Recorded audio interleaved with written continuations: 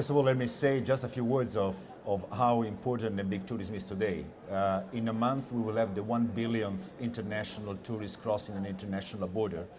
And tourism represents about 6% of global GDP and 1 in every 12 jobs worldwide. So it is a leisure activity, but an activity that contributes greatly to development. So this is why we're having this dual relationship with climate change. As you rightly mentioned, we have, for example, destinations suffering more and more from heavy hurricanes.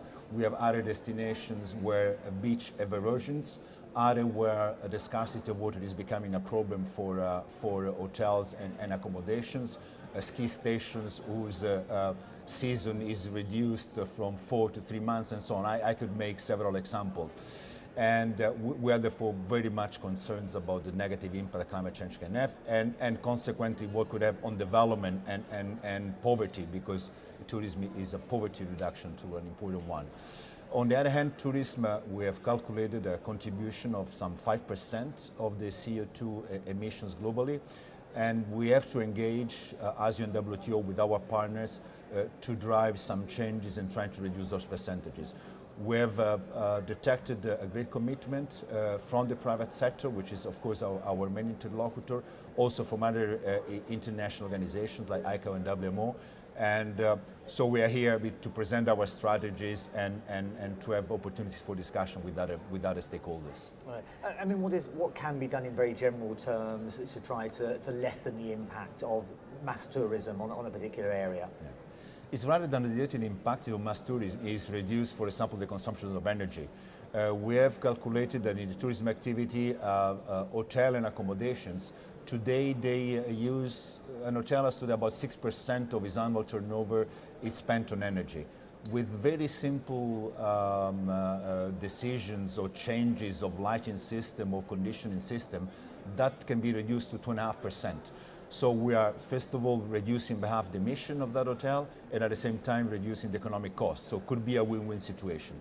Another major, of course, element is transport. And we have ICAO in our side event today. Aviation is looking for biofuels which are not competing with food productions. They are looking to new technologies, new airframes, larger technologies, better management of airspace. So there are a lot of opportunities that can be reaped without halting the tourist flows, because we don't think that this is definitely will be the right answer. I mean, tourism is a very kind of generic term that covers a whole host of elements in the tourism industry. Are people listening, are the hotel groups listening, are the transport companies listening? Do they accept what you've been telling me, that they are partly the cause of the problem, but are also suffering from the problem? Absolutely. We have seen that, for example, one of the changes that is driving the industry today is also pressure from the travelers. Younger consumers are much sensitive to climate change and environmental issues. They are demanding greener products. They are even sometimes even available to pay a bit more if an hotel goes green or offers a green product. So there is certainly also, I would say, a consumer drive. And there is definitely a much stronger perception of what needs to be done, and the industry itself. I should say that the industry itself, big hotel chains, small hotels as well, are really engaged, aware of the need to change, and willing to take that path. Also because they say it may be economically convenient.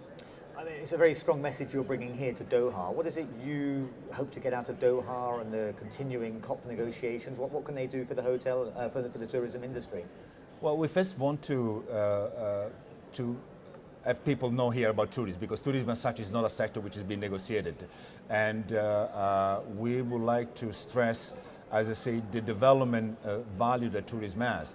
And we would also like to plead for mitigation measures that should not be too heavy on developing countries. So that there is, of course, measures to be taken, but let's take this measure wisely. It's not by, for example, not by charging heavy taxes on long haul, because by that you will be penalizing small islands and others, but let's take a balanced approach and let's make sure that the burden is spread equally among the sectors and taking into account tourism as a whole, not only transport in isolations or accommodation in isolations and so on.